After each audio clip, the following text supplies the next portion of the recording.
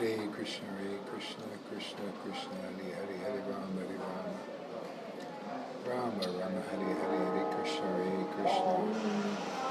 Krishna Krishna, Hare Hare, Hare Rama, Rama Rama, Hare Hare, Hare Krishna, Krishna Krishna, Hare Hare, Hare Rama, Rama Rama, Hare Hare, Hare Krishna, Krishna Krishna, Hare Hare, Hare Rama, Rama Rama, Hare Hare, Hare Krishna,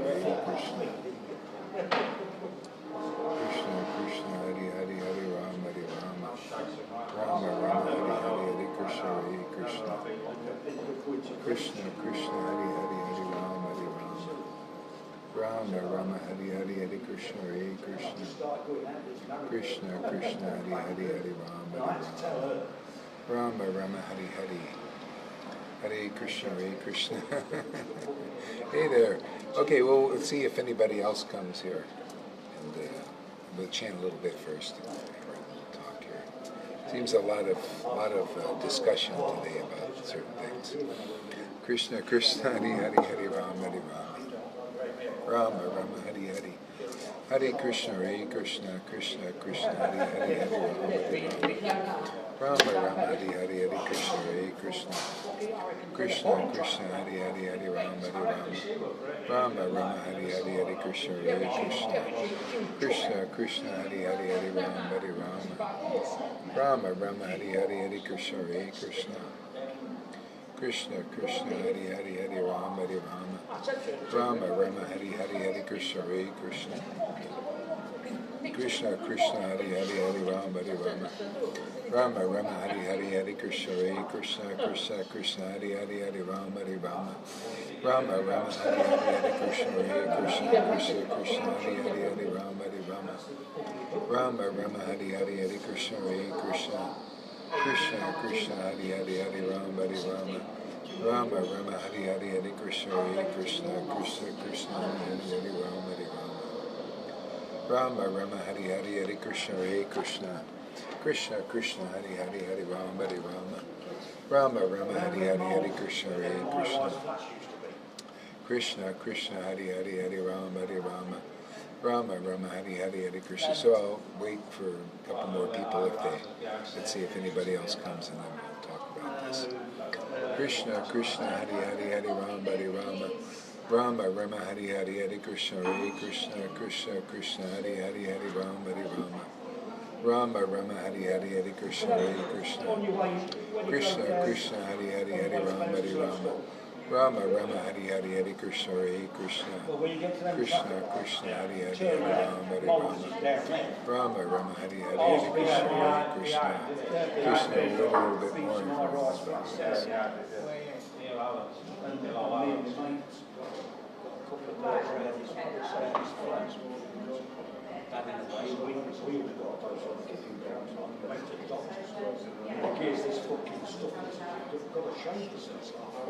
Krishna Krishna, Hare Hare, Hare Rama, Rama Rama, Hare Hare, Hare Krishna, Krishna Krishna, Hare Hare, Hare Rama, Rama Rama, Hare Hare, Hare Krishna, Krishna Krishna, Hare Hare, Hare Rama, Rama Hare Hare, Hare Krishna, Krishna Krishna, Hare Hare, Hare Rama, Rama Rama, Hare Hare, Hare Krishna, Krishna Krishna, Hare Hare, Hare Rama, Yeah, it's very important to speak about these things.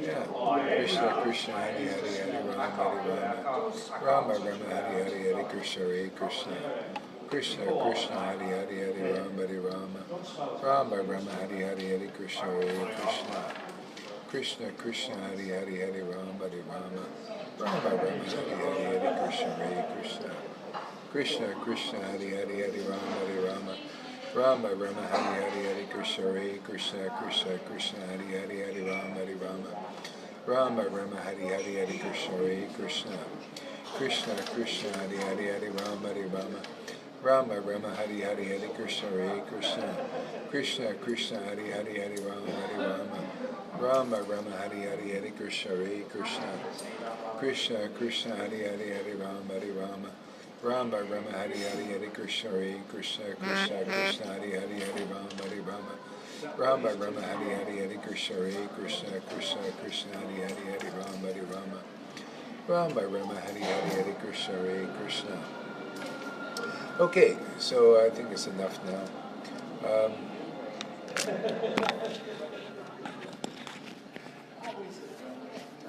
So, these are the questions I put up there are some of the people they're mentioning these things, not only just one person, but a few actually.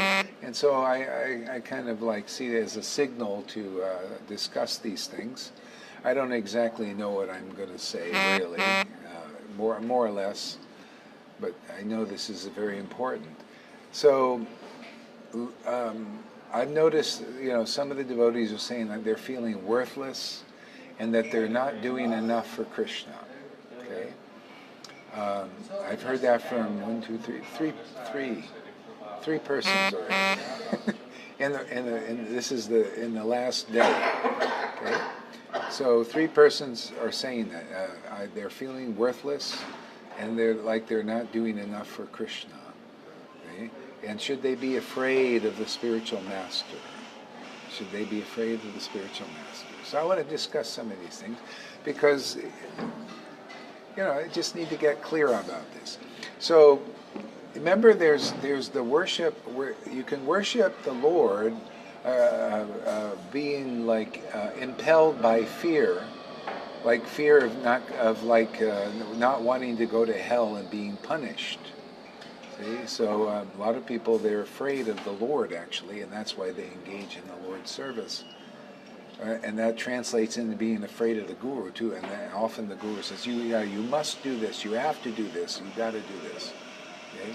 So that's engaging in God's service out of fear, either because of the scriptural injunctions or saying these things, or the gurus actually. You have that kind of teacher. Prabhupada was more or less like that also. Teaching from that level. And that's sometimes a motivation, a stimulus for people to serve God. They need that kind of discipline. Okay? And so there's going to be naturally some fear there. There's going to be, engaging in fear. Be a little more distant from the Lord. And then you can be really more distant. Like you can even do this. You can commit Guru Aparad or Vaishnava Aparad and throw yourself even farther back than the Vaidhi level, to where you don't fear the Guru at all. I've seen this happen too. You don't even fear, just like a hedonist, they don't, or a fault finder is a good example. Those persons who are not even really qualified so much for even Vaidhi, they're fault finders. And those are the ones that Yamuna was talking about. Lord Chaitanya says, I'm giving in Kali Yuga this bhakti to everybody, but fault finders and those who are overly proud of their intelligence and all of that. You can be proud of their study of the Vedas and like this, and then they find fault with the devotees who are giving out this ecstatic love on behalf of the Lord. So it could be like that. So you could throw yourself so far back into the fault finders who find fault with gurus. Like Ramachandra Puri found fault with his own guru. You could follow that, you can throw yourself that far back, and that's called the mad elephant offense. So we see that happening also. See? So what you not aware of can bite you in the butt, So that if you need to be worried, should you be worried about something? Worry about that stuff that I'm telling you there. Yeah, worry about associating with fault finders and those who throw themselves so far back that they are not even afraid of leaving Guru, criticizing Guru, leaving the association of devotees that the Lord is providing like that. Yeah, worry about associating with persons like that. That should be your biggest worry. Because you can end up on the same situation as them just by association. Yeah, so, beware of the leaven of the Pharisees. Yeah. See, they weren't afraid of Jesus. That's how it is. Okay? So there's that. So where was it? So What was the other question? What's the question? There was a...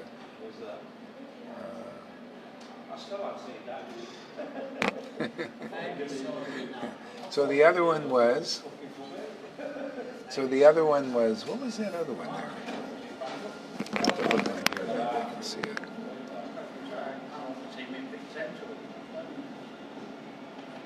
Oh, yeah. Feeling worthless and that you're not doing enough for Krishna. Now, you know what that's about? That's if you're not getting enough taste, you naturally fall back to the fruitive level, and that's even in Vaidhi Bhakti. There's that. So the thing is, if you feel yourself being worthless and that you're not doing enough for Krishna, you're in the right place to get over that. This is the cure for that disease of fruitive action, fruitive activity. Pure devotional service is not about that. Okay, so you just stay here, be patient, and you can listen to this teaching.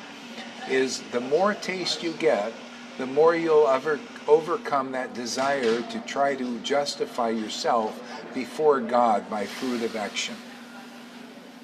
Because it'll never happen. You can never do enough to please God in the way that we're teaching here. Okay?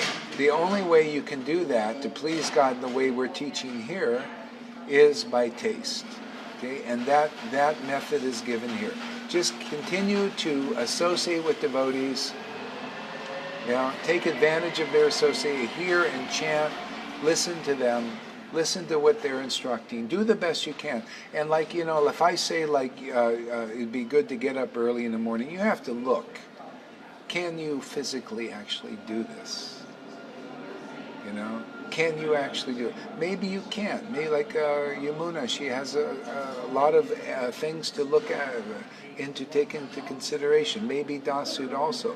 But honestly, in your heart, have to put in your hand over your heart and say, can I actually do this? Can I actually? Because the more you associate with ecstatic devotees chanting in ecstasy, the better. But if you can't do it, then you're gonna be frustrated and angry if you try to follow something you can't do. Okay? But if you can do it, if you're just being a slacker, and you wonder why am I not, so you have to be honest with yourself. Can I actually do that? Can I go to bed earlier, or am I staying up and talking about a bunch of chabalpa, watching movies so I can't get up, or whatever it is? I don't know what you guys are doing.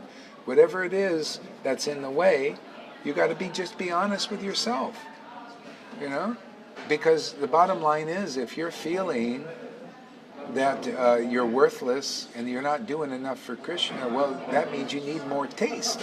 So whatever you can do to do that, and if you have a problem, talk to me about it. Ask me about it. So we can have a dialogue and figure out a solution. And usually a solution is a lot easier to think, but we have to have some kind of dialogue. Okay? Find out why you're not having this extra taste. Because I tell you, when you're eating a good meal, there's no question about that. About feeling like I got to do more. When you're eating a transcendental feast, where's the question? Inside your heart is pleasing Krishna. So if you can't please Krishna by taste, tasting for Krishna's name, and you fall back into the more fruitive level of feeling worthless and needing to do more to justify yourself before God, which you just need to make this transition to this. See, that's all.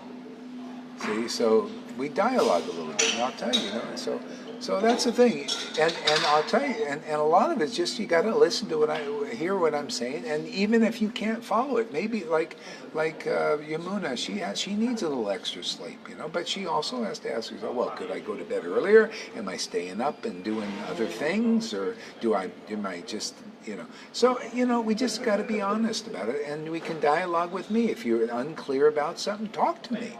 It's about relationship, man. You know, I also would think if I stop, if I start feeling like I'm not doing enough for Krishna, I'm also have to think like, hey man, why aren't I got enough taste? Because that's the greatest way to please Krishna is tasting His name. There's no question. Krishna even says, if you the 9 processes of devotional service are in the chanting the holy name, and if you can chant with taste, you're free. You're free of trying to justify yourself before God by do, which is a lot of do before God. I mean, if that's the best you can do, that's okay. But you can do better here because we're teaching principle how to do better than do-dos.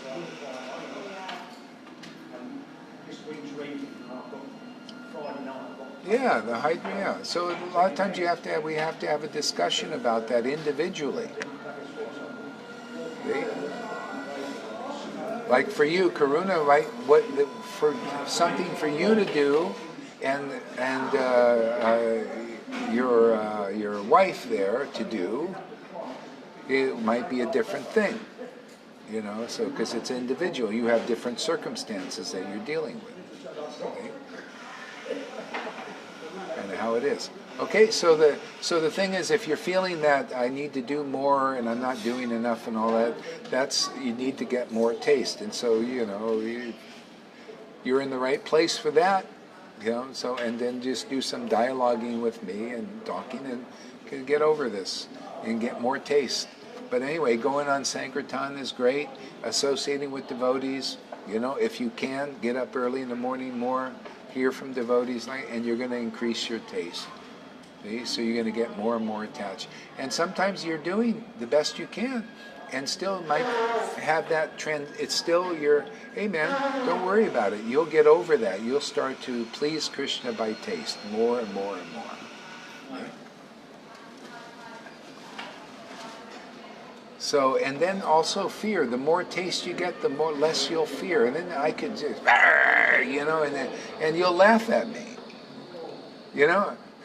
You'll laugh if you're getting real strong taste. I mean, Lord Chaitanya was beaten up Advaitacharya, or Shivananda Sain was getting kicked by and chastised by getting his 3 sons to die, cursed by curse and all that, and he felt blissed. Why? Because of taste. See? Everybody else, they needed more taste, actually. They were, more purification. See? So don't worry about it. You're all in the right place. Just hang in there. You'll get more taste and you'll become like Shivananda Sain and get kicked in the chest or get chastised with me. And that might be a test. I might be chastising somebody heavily, and if you can laugh in my face, out of love, out of seeing what's really going on, then, but that can't be artificial. It won't be artificial.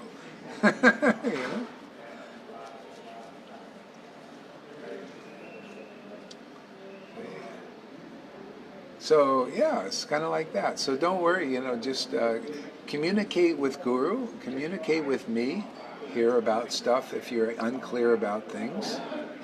Let's have a discussion, and I may say something, and I may say something might be general, and you might, if you feel resentful, like because you can't carry it out, don't blame me. You just need to talk to me about it. You'll probably blame me, and you say this, I can't do it, and you feel frustrated and all that. Hey man, that's your fault if you don't talk to me about it. You're not the only one here. Maybe you can't follow what I'm saying, but there's somebody else that needs to hear that. See? So again, it takes communication. You need to talk to Guru, man.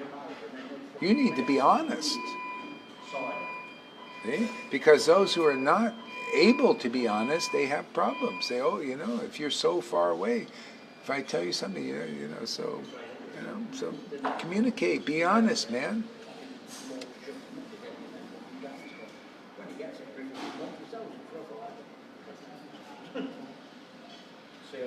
Okay? So anyway, that's all I wanted to say. And it's a great reading from Yamuna.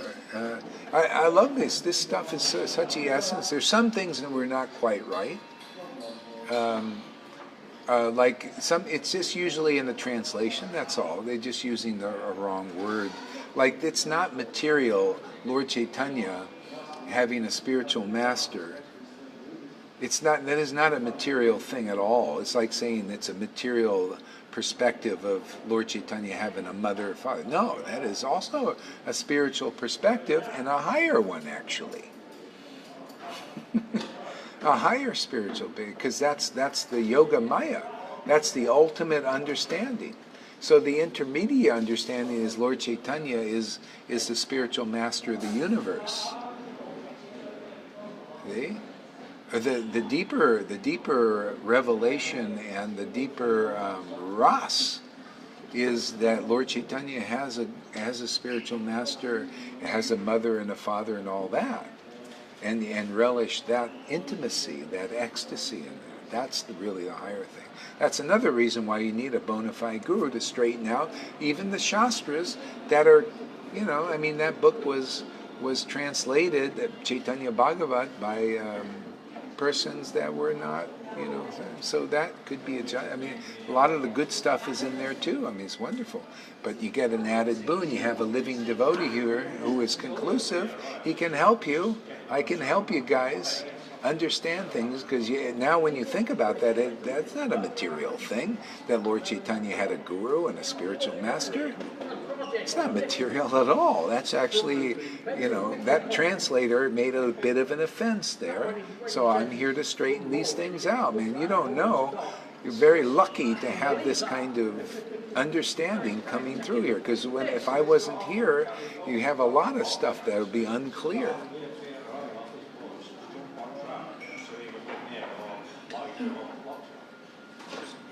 That's right, River Yamuna. That's her situation, man.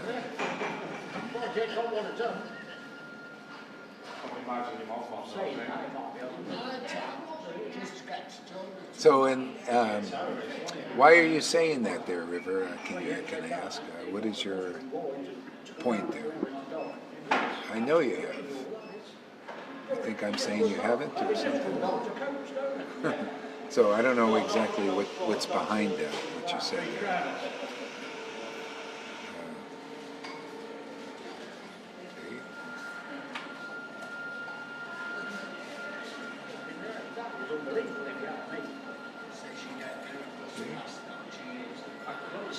Yeah, and to serve, to serve is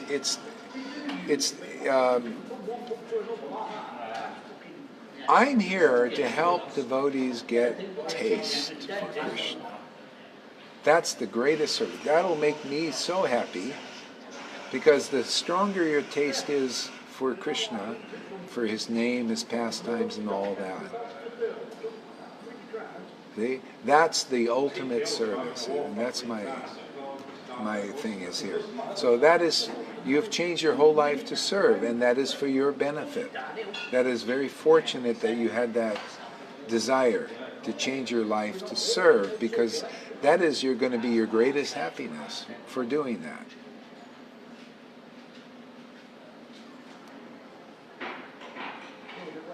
Yes, taste has allowed you to serve more.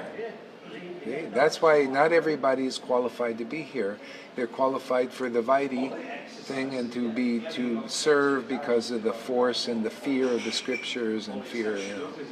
So here we're helping people get this gift that Lord Chaitanya was giving freely, okay, to those who are not in that classification of being overly proud of their knowledge, thinking they know more than a devotee. If you think you know more than Lord Chaitanya, how could you get the gift? And Lord Chaitanya manifests through the real bona fide guru now. People say, well, hey, look at that. Hey, people may say, I don't want... Hey there. I like that. Listening all the way. Yeah, people may say, no, just lower it. Huh? Just lower it. It's behind. It's what? Behind? You're not talking, you're talking to me, but... Yeah, but just lower it. Just lower it.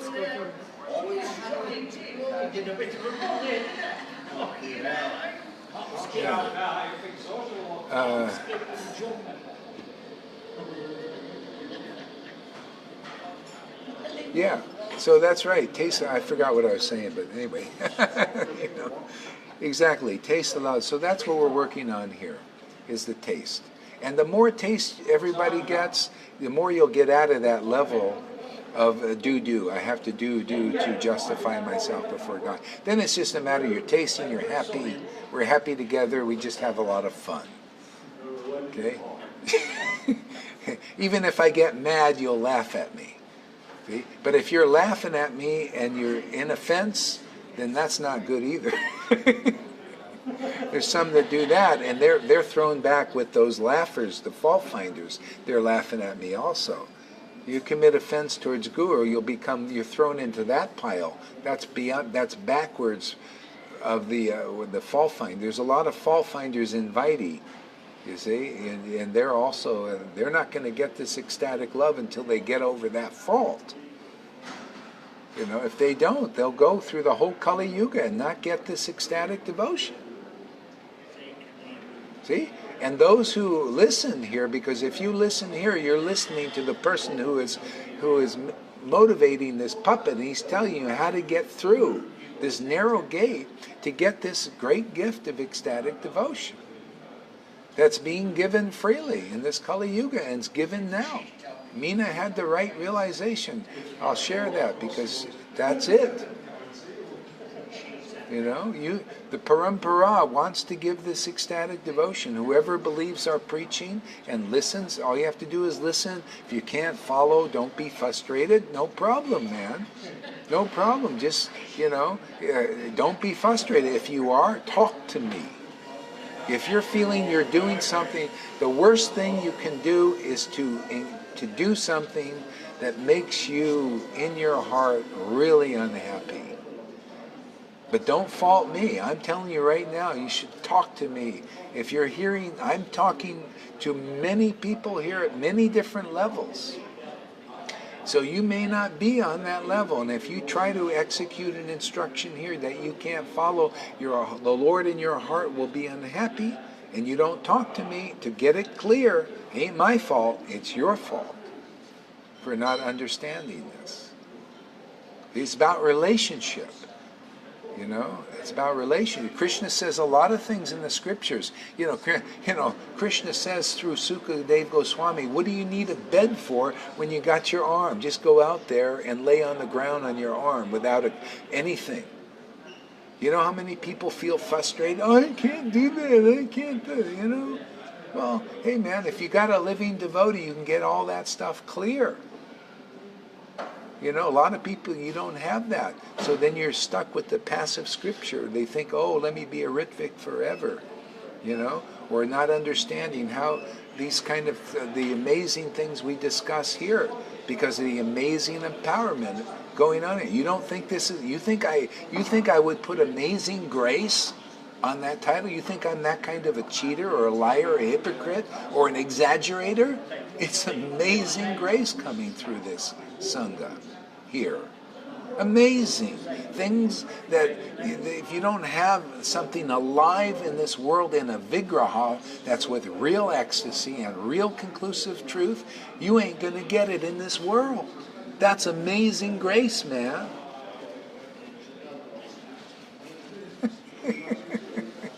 You hear things, if this wasn't manifest here, you wouldn't understand. The scripture, you misunderstand, you'll be doing all kinds. That's why there's always havoc without such empowerment in this world. Everybody just wanders in the darkness, and just not quite clear, not understanding the scriptures. That's why Jesus said, while I'm in the world, I'm the light of the world. Well, that's a real devotee, man. It ain't no different now. It's even more light now. Because we've got Jesus Christ, we got Moses, we got Prabhupada, we got Rupa Goswami, we got a whole line behind us. Lord Chaitanya, Nityananda, all their revelations and realizations, and I use them all. There is no excuse for not developing ecstatic love of God now.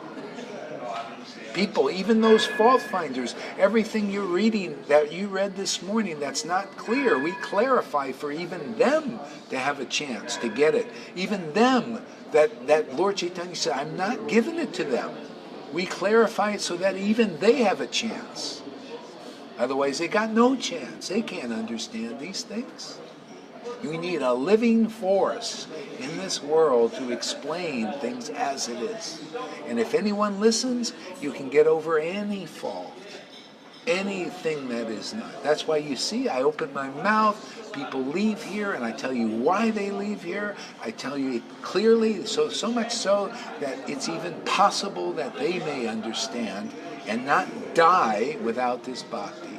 Not die in their illusion that they're doing the right thing when they're doing something so wrong, so stupid.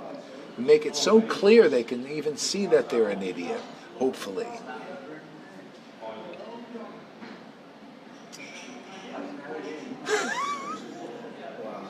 So should you be worried? Why? Worried if you're not here, then you definitely should be worried. If you're here, what's there to worry about? No worries, Gurma. No worries.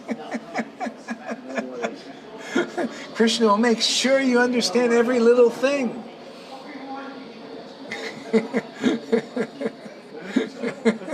I seem to get to hear everything. Sometimes the people don't even know they're talking to me. And I hear, oh.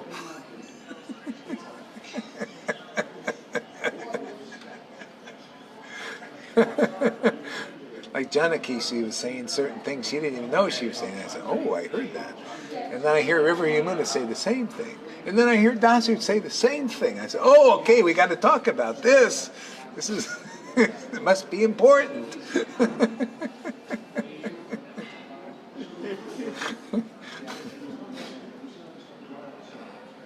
Yeah. So Johan says, Chaitanya has different realizations with the mood with his different devotees. Yeah, that's true. Well, while we're on this line, why don't we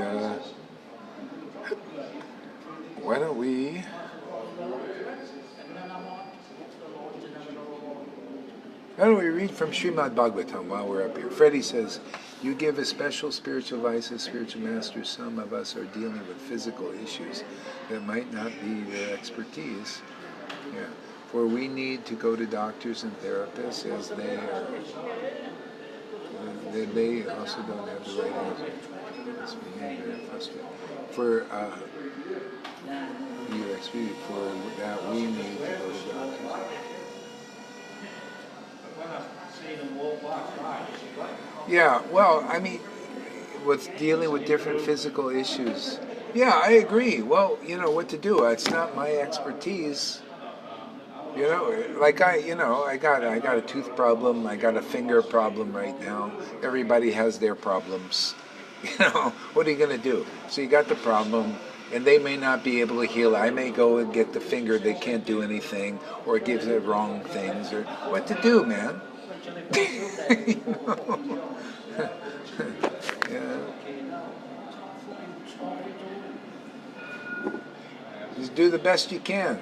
It's like Prabhupada said, make the best use of a bad bargain. But actually, it's not a bad bargain. We got these bodies, and we do what we can do. Krishna, you know. Amen, you know. It's just the physical stuff. You got to know what to do. You know? Main thing is you're here. If you didn't have that physical stuff, you might not have even been open to listening. You know, River Yamuna might not have gotten to this position to be here. So we look at the good stuff, the good part of it. We're here. You know? Whatever it is that brought us here is perfect. It's good.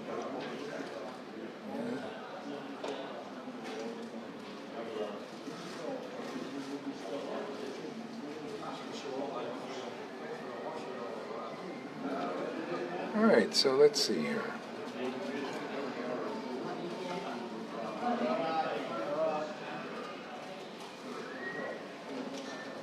The breaking of the sacrificial bow. I was wanting to read that. I don't know why.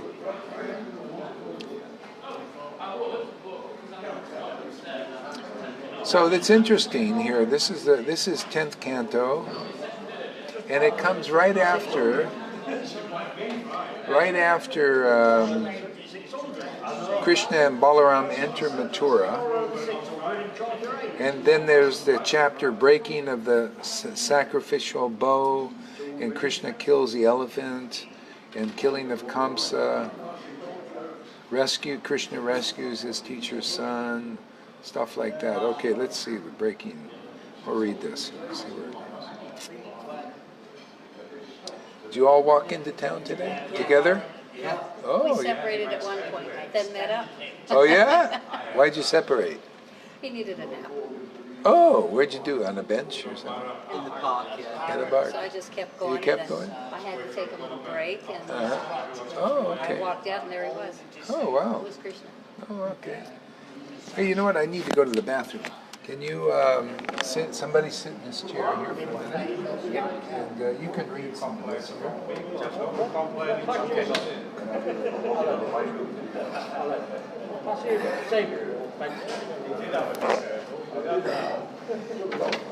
But now you've just gone offline.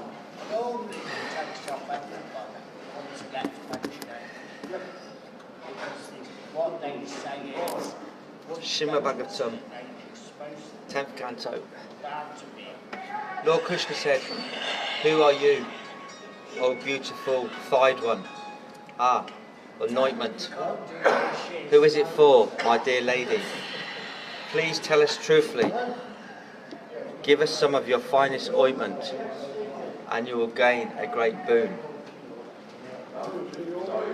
The maidservant replied, "O handsome one, I am a servant of King Kamsa, who highly regards me for the ointments I make. My name is Trivakara. Who else but you to deserve my anointments with the Lord of the Bhojas like so much? Which the Lord of the Bhojas likes so much." Her mind, overwhelmed by Krishna's beauty, charm, sweetness, smiles, words and glances, Trivakara gave both Krishna and Balaram generous amounts of ointment. Anointed with these most excellent cosmetics, which adorned them with hues that contrasted with their complexions, the two lords appeared extremely beautiful. Lord Krishna was pleased with Trivakara, so he decided to straighten that hunchback girl with the lovely face, just to demonstrate the result of seeing him. Pressing down on her toes with both her feet, Lord Achyuta placed one upward pointing finger of each hand under her chin and straightened up her body.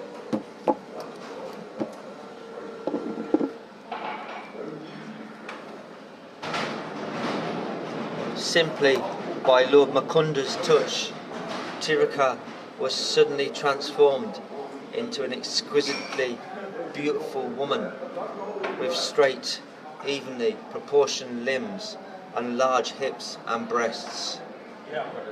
Now, endowed with beauty, character and generosity, Trivakara began to feel lusty desires for Lord Keshava. Taking hold of the end of his upper cloth, she smiled and addressed him as follows. "Come, O hero, let's go to my house. I cannot bear to leave you here. O best of males, please take pity on me, since you have agitated my mind." Thus entreated by the woman, Lord Krishna first glanced at the face of Balarama, who was watching the incident, and then at the faces of the cowherd boys. Then with a laugh, Krishna replied to her as follows. "O lady with beautiful eyebrows, as soon as I fulfill my purpose, I will certainly visit your house, where men can relieve their anxiety. Indeed, you are the best refuge for us homeless travellers." Leaving her with these sweet words, Lord Krishna walked further down the road. The merchants along the way worshipped him and his elder brother by presenting them with various respectful offerings, including pan, garlands, and fragrant substances. The sight of Krishna aroused Cupid in the hearts of the city women. Thus agitated, they forgot themselves. Their clothes, braids, and bangles become dishevelled, and they stood as still as figures in a painting. Lord Krishna then asked the local people where the arena was in which the bow sacrifice would take place. When he went there, he saw the amazing bow, which resembled Lord Indra's. The most opulent bow was guarded by a large company of men who were respectfully worshipping it. Krishna pushed his way forward, and despite the guards' attempts to stop him, picked it up, easily lifting the bow with his left hand. Lord Raganuga strung it in a fraction of a second as the king's guards looked on. He then powerfully pulled the string and snapped the bow in half, just as an excited elephant might break a stalk of sugarcane. The sound of the bow breaking filled the earth and sky in all directions. Upon hearing it, Kamsa was struck with terror. The enraged guards then took up their weapons and, wanting to seize Krishna and his companions, surrounded them and shouted, "Grab him, kill him." Seeing the guards coming upon them with evil intent, Balarama and Keshava took up the two halves of the bow and began striking them down. After also killing a contingent of soldiers sent by Kamsa, Krishna and Balarama left the sacrificial arena by its main gate and continued their walk about the city, happily looking at the opulent sights. Having witnessed the amazing deed Krishna and Balarama had performed, and seeing their strength, boldness and beauty, the people of the city thought they must be two prominent demigods. As they strolled about at will, the sun began to set, so they left the city with the cowherd boys and returned to the cowherds' wagon encampment. At the time of Mukunda's departure from Vrindavana, the gopis had foretold that the residents of Mathura would enjoy many benedictions, and now the gopis' predictions were coming true. For those residents were gazing upon the beauty of Krishna, the jewel among men. Indeed, the goddess of fortune desired the shelter of that beauty so much that she abandoned many other men, although they worshipped her. After Krishna and Balaram's feet were bathed, the two lords ate rice with milk. Then, although knowing what Kamsa intended to do, they spent the night there comfortably. Wicked King Kamsa, on the other hand, was terrified, having heard how Krishna and Balarama had broken the bow and killed his guards and soldiers, all simply as a game. He remained awake for a long time, and both while awake and while dreaming, he saw many bad omens, messengers of death. When he looked at his reflection, he could not see his head. For no reason, the moon and stars appeared double. He saw a hole in his shadow. He could not hear the sound of his life, air. Trees seemed covered with a golden hue, and he could not see his footprints. He dreamt that he was being embraced by ghosts, riding a donkey and drinking poison, and also that a naked man smeared with oil was passing by wearing a garland of Nalada flowers. Seeing these and other such omens, both while dreaming and whilst awake. Kamsa was terrified by the prospect of death, and out of anxiety he could not sleep. When the night had finally passed and the sun rose up again from the water, Kamsa set about arranging for the grand wrestling festival. The king's men performed the ritual worship of the wrestling arena, sounded their drums and other instruments, and decorated the viewing galleries with garlands, flags, ribbons and arches. The city dwellers and residents of the outlying districts, led by Brahmanas and Kshatriyas, came and sat down comfortably in the galleries. The royal guests received special seats. Surrounded by his ministers, Kamsa took his seat on the imperial dais. But even as he sat down amidst his various provincial rulers, his heart trembled. While the musical instruments loudly played in the rhythmic meters appropriate for wrestling matches, the lavishly ornamented wrestlers proudly entered the arena with their coaches and sat down. Enthused by the pleasing music, Kanura, Mastika, Kuta, Sala and Tusala sat down on the wrestling mat. Nanda Maharaj and the other cowherds, summoned by the king of the Bhojis, presented him with their offerings and then took their seats in one of their galleries. So ends that 10th canto. Continue. Yeah, go to the next Just the one. next. You like reading? Yeah. Yeah, go for it. It's nice. Enjoy it. All right, nice. My jaws are- We have many people out there? Yeah, good. Yeah, there's a few. You got your microphone out? Oh, Huh? No one complained. Yeah, good. So, good enough. put it on. Yeah.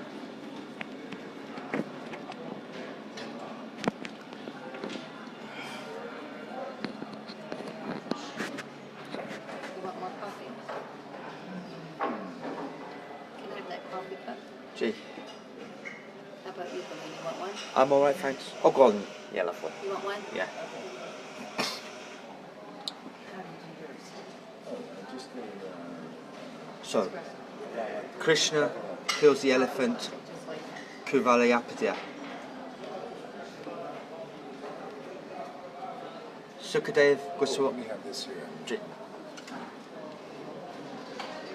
Sukadev Goswami said, O chastiser of enemies, Krishna and Balaram, having executed all necessary purification, then heard the kettle drums resounding at the wrestling arena, and they went there to see what was happening.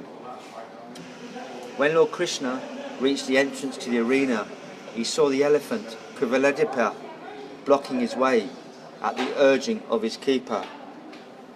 Securely binding up his clothes and tying back his curly locks, Lord Krishna addressed the elephant keeper with words as grave as the rumbling of a cloud.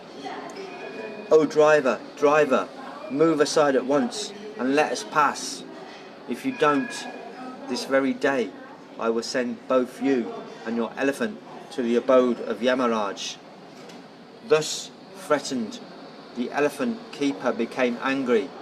He goaded his furious elephant, who appeared equal to time, death and Yamaraj, into attacking Lord Krishna.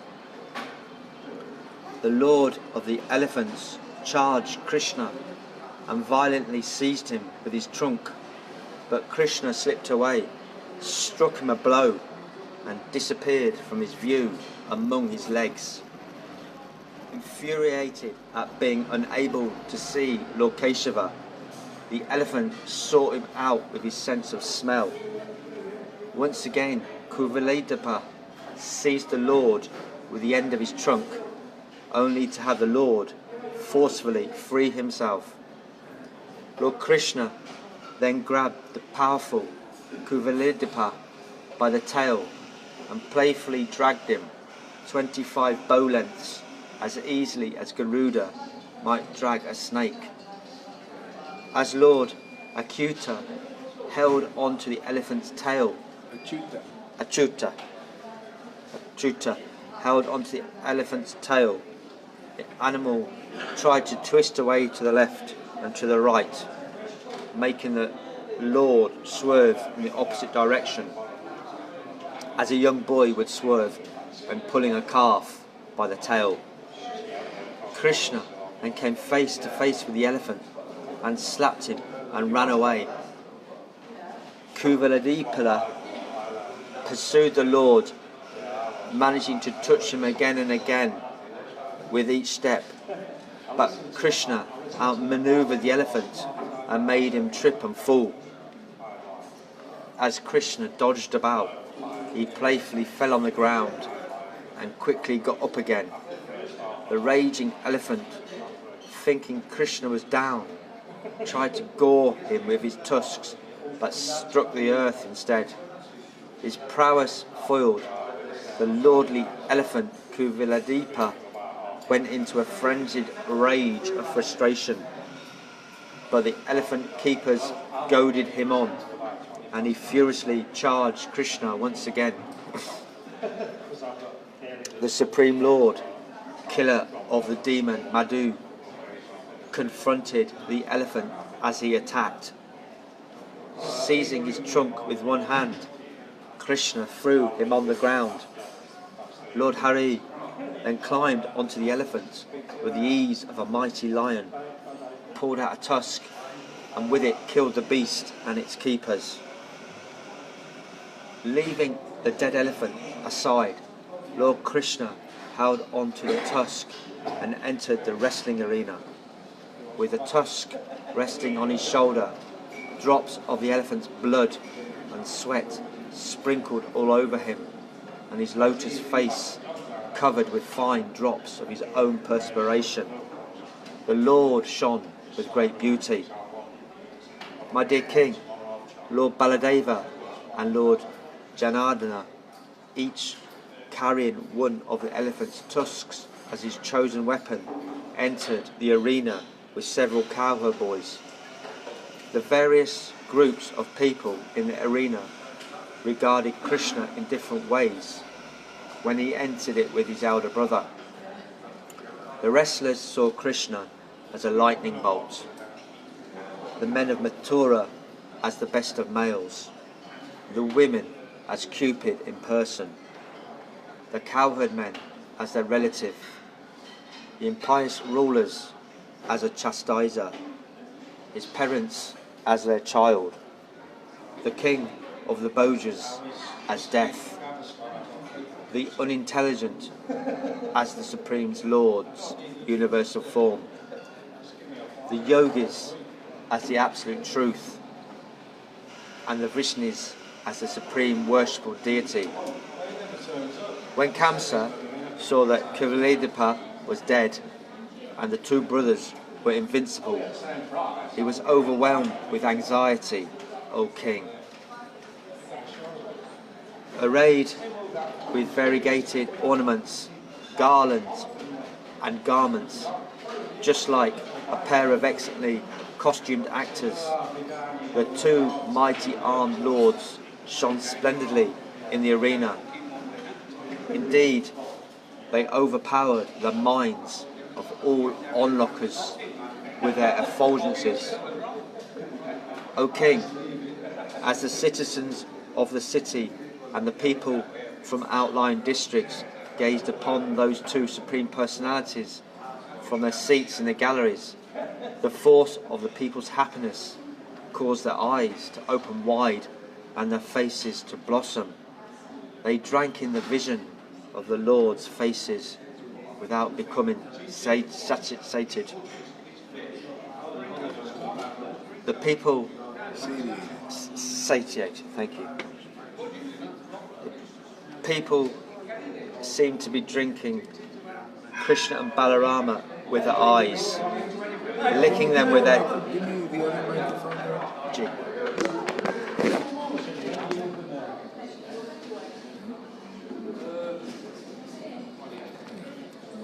Get it, yeah. Just one of them. Okay, back through there.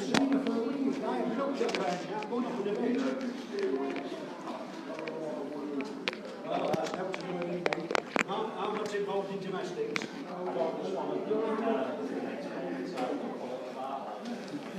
I think that's enough for each.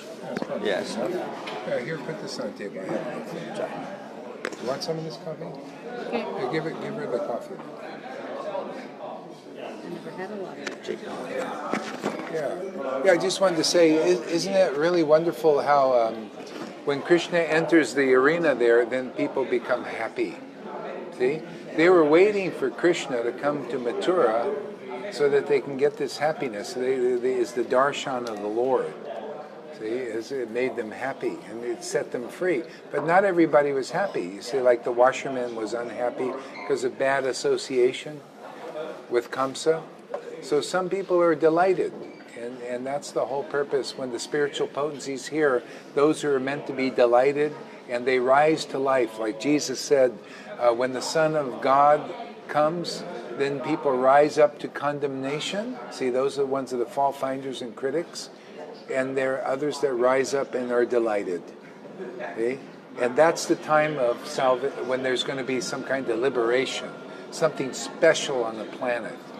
Is at those times. That's when Jesus came. See?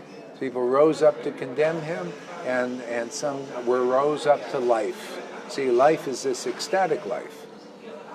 See? So those are very, so both parties benefit. Okay, go ahead. And that's what you see, we're reading these pastimes, so that's how we stay in touch with the devotees. They like to read these things because they represent the truth. See, people are looking at illusions, speculations on the Vedas, on the scriptures, and therefore they don't get this happiness. They don't hear it as it is. They don't hear an accurate representation of the spiritual potency, and that's the problem. It's not conclusive. See, inconclusiveness, it doesn't save us. So the devotees, they like to talk about Krishna in the right way, in the way it's Shuddha Bhakti principles. Inspire people like that. Okay, good. The people seem to be drinking Krishna and Balarama with their eyes, licking them with their tongues, smelling them with their nostrils, and embracing them with their arms. Reminded of the Lord's beauty, character, charm, and bravery, the members of the audience began describing these features to one another according to what they had seen and heard. Just say something. It's a bit like chanting sometimes, isn't it? You chant, but this reading is the same.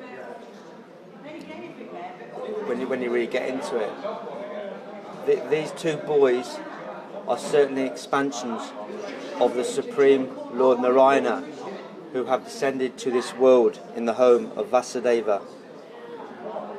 This one, Krishna, took birth from Mother Devaki and was brought to Goloka, where he had remained concealed all this time, growing up in the house of King Nanda. He made Putana and the whirlwind demon meet with death, pulled down the twin Arjuna trees, and killed Sakachuda, Keshi, Dekunka, and similar demons. He saved the cows and the cowherds from a forest fire and subdued the serpent Kaliya. He removed Lord Indra's false pride by holding up the best of mountains with one hand for an entire week, thus protecting the inhabitants of Goloka from wind, rain and hail. The gopis overcame all kinds of distress and experienced great happiness by seeing his face, which is always cheerful with smiling glances and ever free of fatigue. It is said that under his full protection, the Yadu dynasty will become extremely famous and attain wealth, glory and power. See, that's the how the spiritual potency works. See, you don't get fatigued in the way people do in the world. See, that's why you see devotees, they have an endless source of inspiration and strength. See, they don't get fatigued like that. What else? Beauty, power, and strength, wealth, glory, everything is in the relationship with the Lord. See, that's the whole point. Is to get this transcendental relationship established, and you get over fear, you get over everything.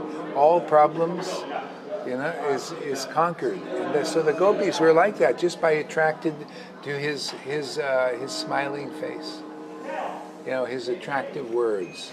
See, and that we get that by hearing, chanting, remembering, and association devotees. So we're cultivating the greatest and the most wonderful path. Okay? We're cultivating what the gopis did naturally. See, and so what if it took 1 year, 5 years, 10 years to develop that kind of attraction? Because everything is in that. Everything. See, people are trying separately for beauty, separately for wealth, separately. See, Jesus taught same thing. He said, seek the kingdom of God and all else is added. That kingdom of God is a relationship with the Lord. See, which is instructed by going in the right way. The transcendental relationship with God. See? So the guru, the real guru, engages people into that transcendental relationship. Okay, go ahead.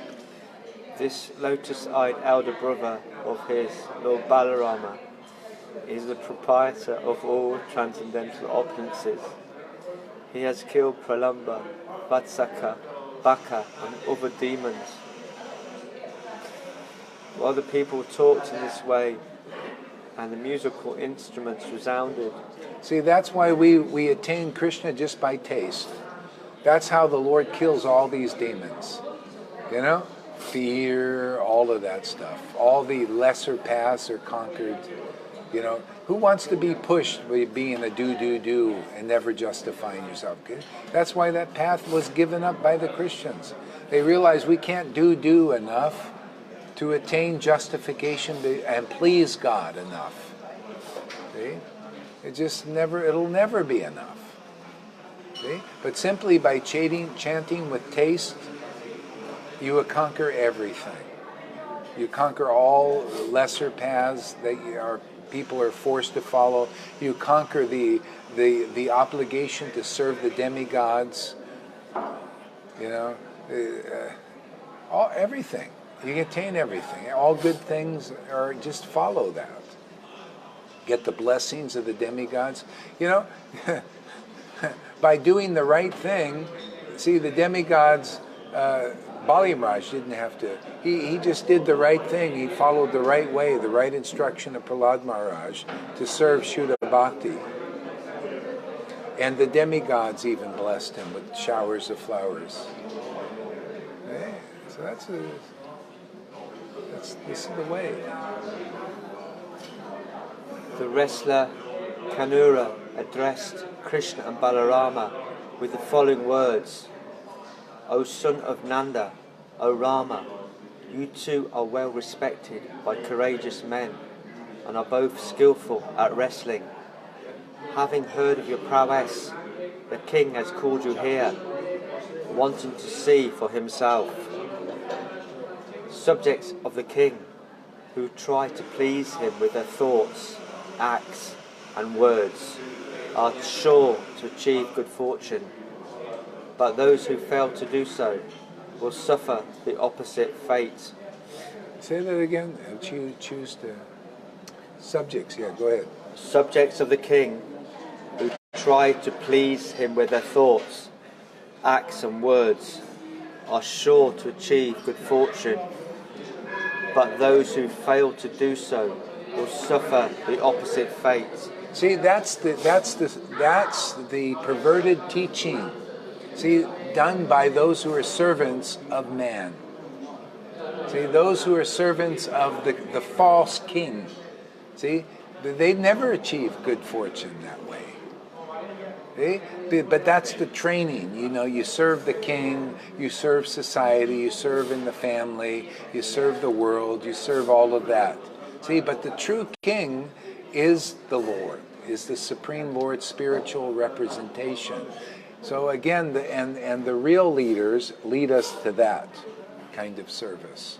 See, and that's how you achieve. If you get attraction to the name, the fame, the pastimes, the quality of Krishna, that becomes your king. That becomes your leader and leadership. Your leadership is based on your service to the Lord like that. That's everything. That's what we're doing here, is to get people into that stage. I don't want to, I don't want this to end up where people coming here to learn are still like feeling they're not doing enough for the Lord. No, once you attain this relationship with Krishna, and you feel by this taste for Harikatha, for the name and everything, automatically you've satisfied God. Automatically everything starts to be bestowed upon you naturally, without endeavor, spontaneously, and you're just happy in your heart, not having to do anything other than devotional service, pure devotional service. See? So unalloyed devotional service is the only thing that truly satisfies that Lord. Not service to the king in the world. That's okay for training wheels. So you don't want to just believe in that forever. You come here, we'll teach you a higher principle. How to become attracted to the Supreme King. That's the Lord Krishna.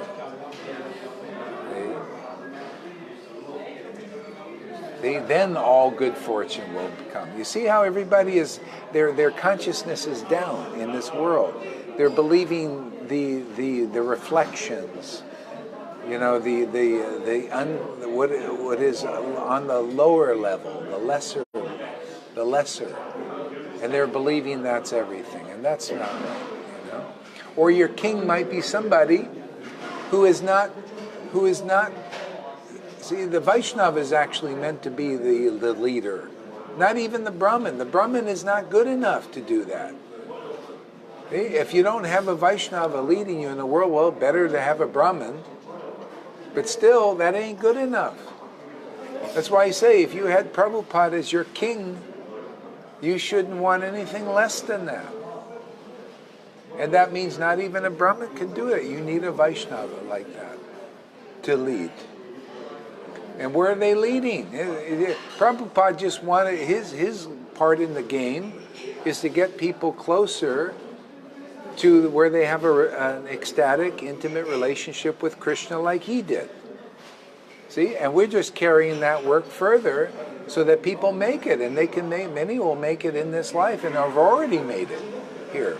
Make that connection so you have an ecstatic relationship with the King of Kings. See? And then you get what it said here. You'll get all blessings and everything. It's a lie to think that you're going to get all benedictions and blessings serving the hypocrites of this world. Those who are the kings and it's that's just training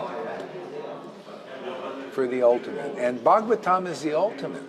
This is here to teach us how to serve Krishna. So that we get the real blessings. Go ahead. It is well known that cowherd boys are always joyful as they tend their calves, and that the boys playfully wrestle with each other while grazing their animals in the various forests. Therefore, let's do what the king wants. Everyone will be pleased with us, for the king embodies all living beings. Hearing this, Lord Krishna, who liked to wrestle and welcomed the challenge, replied with words appropriate to the time and place. Although forest dwellers, who are also subjects of the Bhoja king, we must gratify his desires, for such behaviour will confer upon us the greatest benefits. We are just young boys and should play with those of equal strength. The wrestling match must go on properly so that irreligion does not taint that respectable members of the audience. Kanura said, "You aren't really a child or even a young man, and neither is Balarama, the strongest of the strong. After all, you playfully killed an elephant who had the strength of 1,000 other elephants. Therefore, you too should fight powerful wrestlers. There's certainly nothing unfair about that. You, O descendant of Vrishni, can show your prowess against me, and Balarama can fight with Mustaka."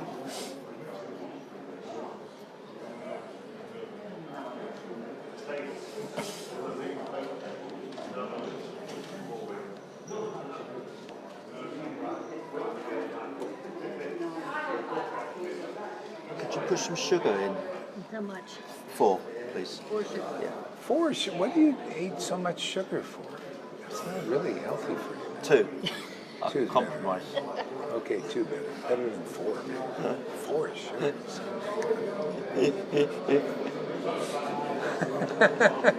I thought I had a boon from Shiva. I don't know, Yeah. man. Don't push it. Don't push it. Okay. Don't push it. 2. 2. And then you switch over to that nativa stuff. It's good for you. It's just as sweet and just as and better. You know, the nativa, try it in the morning. I got it at the house. Okay. You can put 4 of those if you want. Yeah. Honey's quite good, isn't it? Better, yeah. Yeah. Better. Yeah. Yeah, put honey in there. Yeah. Bring honey with you. Yeah.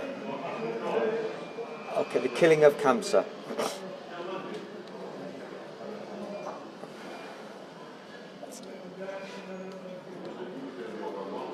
Sukadev Goswami said, thus addressed, Lord Krishna made up his mind to accept the challenge. He paired off with Kanura and Lord Balarama with Mustika, seizing each other's hands and locking legs with each other. The opponents struggled powerfully, eager for victory. They each struck fists against fists, knees against knees, head against head, and chest against chest.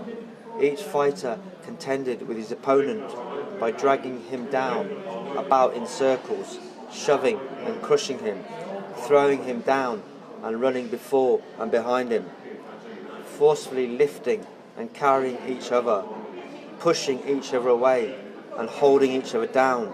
The fighters hurt even their own bodies in their great eagerness for victory. My dear King, all the women present, considering the match an unfair fight between the strong and the weak, felt extreme anxiety due to compassion. They assembled in groups around the arena and spoke to one another as follows. The women said, "Alas, what a greatly irreligious act the members of this royal assembly are committing. As the king watches this fight between the strong and the weak, they also want to see it." Thank you. What comparison can there be between these two professional wrestlers with limbs as strong as lightning bolts and bodies resembling mighty mountains, and these two young, immature boys with exceedingly tender limbs? Religious principles have certainly been violated in this assembly. One should not remain for even a moment in a place where irreligion is flourishing. A wise person should not enter an assembly if he knows the participants there are committing acts of impropriety, and if, having entered such an assembly, he fails to speak the truth, speaks falsely, or pleads ignorance, he will certainly incur sin. Just see the lotus face of Krishna as he darts around his foe. That face, covered with drops of perspiration brought on by the strenuous fight, resembles a lotus covered with dew. Don't you see the face of Lord Balarama, with his eyes copper red from his anger towards Mustika and its beauty, enhanced by his laughter and his absorption in the fight? How pious are the tracts of land in Raja, for there the primeval personality of Godhead, disguising himself with human traits, wanders about, enacting his many pastimes, adorned with wonderfully variegated forest garlands. He whose feet are worshipped by Lord Shiva and Goddess Rama vibrates his flute as he tends the cows in the company of Balarama. What austerities must the gopis have performed? With their eyes they always drink the nectar of Lord Krishna's form, which is the essence of loveliness and is not to be equalled or surpassed. That form is the only abode of beauty, fame and opulence. It is self-perfect, ever fresh and extremely rare. So I heard someone say this morning, I think it was River Yamuna said she would like to see Lord Chaitanya appear so she can, forgot exactly why. But anyway, she's reading Chaitanya Bhagavat and she was saying, I sure wish Lord Chaitanya would appear. But actually he has appeared. He's there in that book. He's there in the chanting. Krishna is in his name. And so the whole thing is, by learning the lessons of devotional service here, increasing attraction, you'll see that we have the Lord's appearance here in his name, his pastimes, and all that. It's not about having the Lord appear, in some form you're envisioning like that. He's already appeared. When you're reading Chaitanya Bhagavat, he's there. That's him. He's in the name, Krishna. So the whole point here is increasingly we'll all see that and take advantage of that, and then you'll see auspiciousness will come to you just by chanting. You'll feel the white lotus of good fortune will appear just by chanting and hearing, and all of a sudden everything just becomes transcendental and beautiful, just like it says if you were to see Krishna there 500 years ago. And that's the training I'm doing here. That's how it is for me, and getting more so. Yeah, it was like that for the very first day I got the book of Jesus. It was there. But it's just getting more and more so. Now it's drawing people in to also get that. Okay? And that's the path. That's really the way. Otherwise, don't wait for Krishna to come again. It'll be personally in his body as Lord Chaitanya, that'll be another 4 billion years. You got a while to wait. The only alternative is this here. You can do that here. You can get attracted. It'll be just like when you're reading these Leelas, like I was reading this morning, and more so and more and more. It's just like those devotees are here with you, because they're here in their mantra form. Ma Janava this morning, she was hearing from Sanatan Goswami.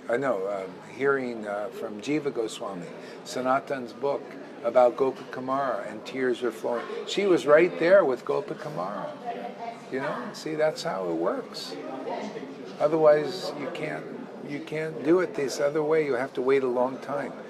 It's hearing, chanting with devotees who have that blessing already. Okay? That's the only practical way. That's why we don't see this kind of worship here much, because you don't find devotees, they're very rare, that worship like that, where the mantra and Krishna are non-different. And proof of that is the ecstatic symptoms of that. That's the joy, isn't it? You feel in your heart the joy, the tears, the laughter, the uncontainableness that you just got to go out and sing and dance. That's Krishna. That's it, man. That's it. That's the good fortune, the boon for the world. Otherwise, look at everybody out there. They're just like, Look at the people up there with their, look at where we're at.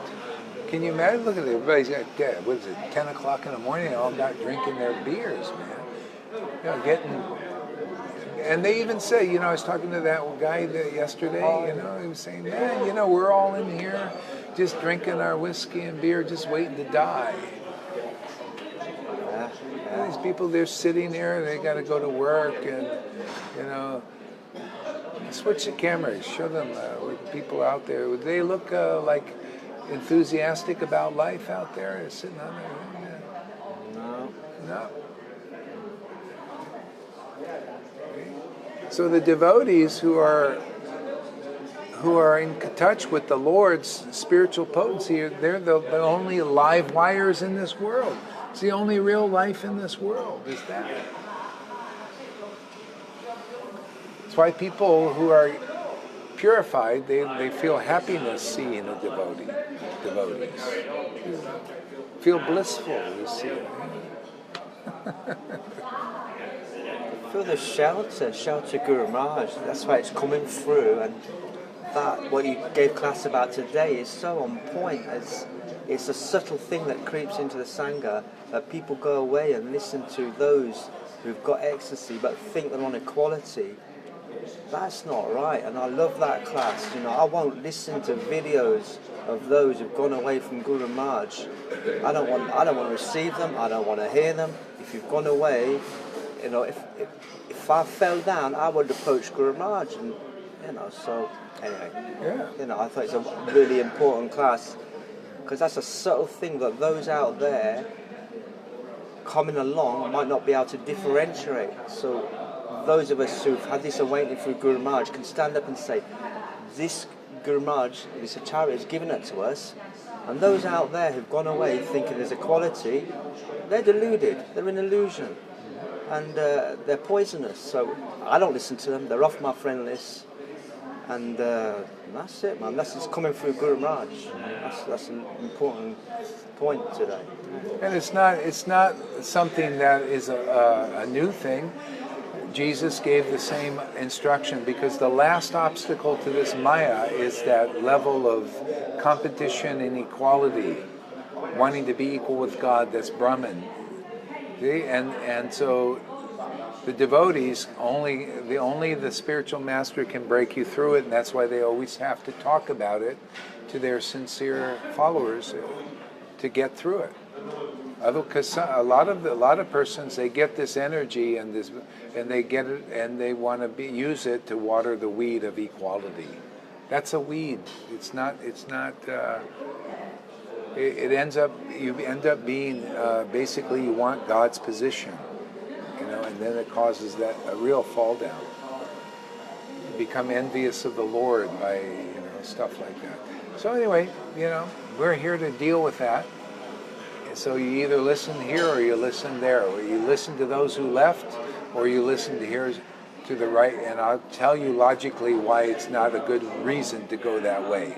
I'll tell you logically and clearly why that is wrong, and it's all based on the Shastra. And those persons will never be able to justify their action. And that's how you gotta get through this, not with blindly believing what I say. Like I'm not ordering anybody. I'm advising. Just like Krishna advised Arjuna. He said, listen, this is my opinion. So you can listen to my opinion, you can listen to those who leave and think they have a direct relationship with Prabhupada or with Krishna. See, it's always jumping. Didn't Prabhupada talk about jumping over, always jumping over. They want to jump. See, they're jumpers. And they just jump back from the frying pan, into the fire. They just jump into the fire, So part of the guru's job is protection. Yeah. You got to be protected from some of these subtle illusions. So luckily, there's all the stories we need to get over all the obstacles. So that story, Lord Ramachandra and Sita, exemplifies that one. Those who come to steal Sita, see, they want to steal the spiritual potency. steal it and not become a servant of Guru, really.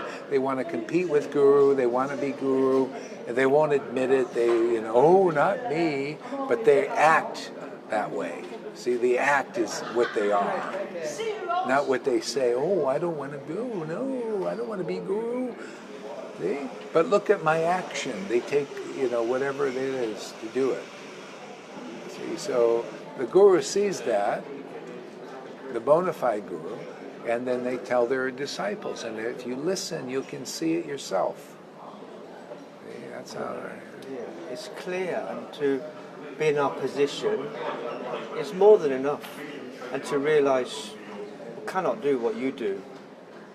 Get up early every single day, 365 days a year, give that many classes. You can't do it, and just accept the position, and that's more than enough. Well, the taste is everything. I mean, it's not the position; it's the taste for Krishna. So, whoever follows this path will be as I am. That's all. It's not about the position, it's about the taste. You'll have the same taste. I'm only in it for the taste, and the position was just given, And so the thing is, the taste is the main thing, and not what particular thing you're doing.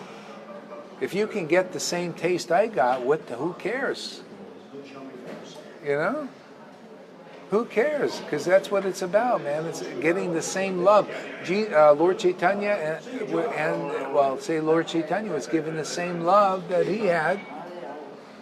His devotees had. They all got the same love, even though it was different relationships, but it's the same love. And they all had different propensities and different positions. It didn't matter. They were all getting taste for Krishna, love for Lord Chaitanya, love for Radha and Krishna. Love for Balaram or whatever, transcendental person. What does that say? Let me read. Yes, I was rescinded of a flat. I feel like the person waiting for the death, so I moved from there. Yes, I was rescinded of a flat. What does that mean? I'm not quite sure. Say that again. It's not clear. A resident of a flat. He was a resident of a flat. Oh. I feel that the person waiting for their death, so I moved from there. So what you just said, he also experienced. Yeah. He once was living in a residence, in a flat with someone who felt that too. I'm just waiting for death. Oh, yeah. Yeah.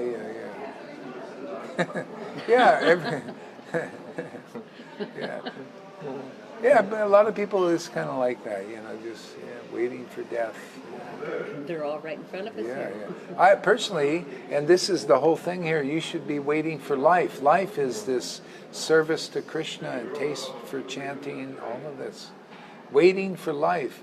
And not only waiting, but actively engaged in doing devotional service, and life comes. Life comes, life comes, life comes, life comes. It's the only life in this world, really. Yeah. Taste. You'll see more and more. It's just everything looks as it is. Look around. So you either got this or you got that. And various, variations of that.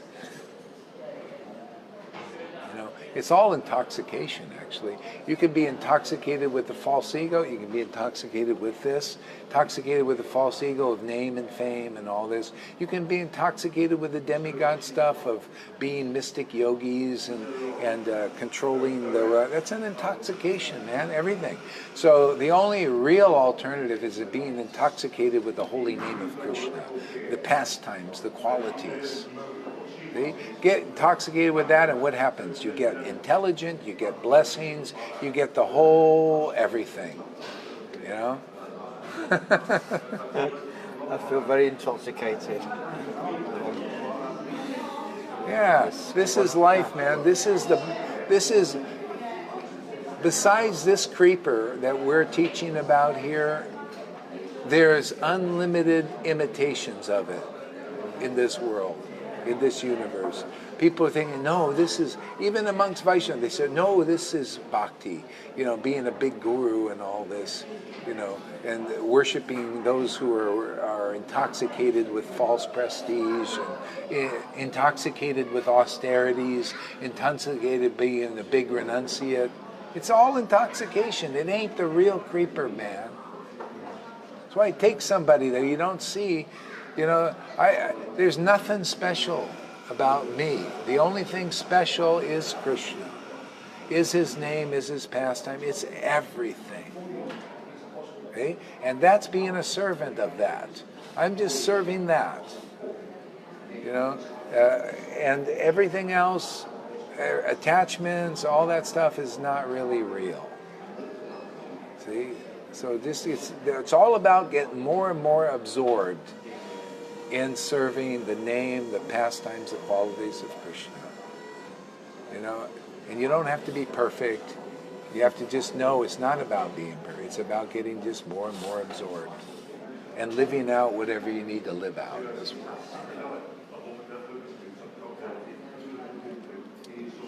Okay, I think that's enough for today. You can go relax and do whatever your prescribed duties are. And his is to eat a big breakfast. You must have already eaten this morning, huh? No? I had a can of nutriment on the way. Oh, that means that's just the, what do you call it, the appetizer.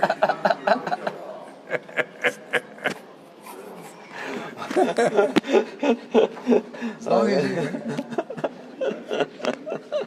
I wish I had that food from Sheila. A boon from Sheila? This food. You can eat all this crap, man, and still look okay.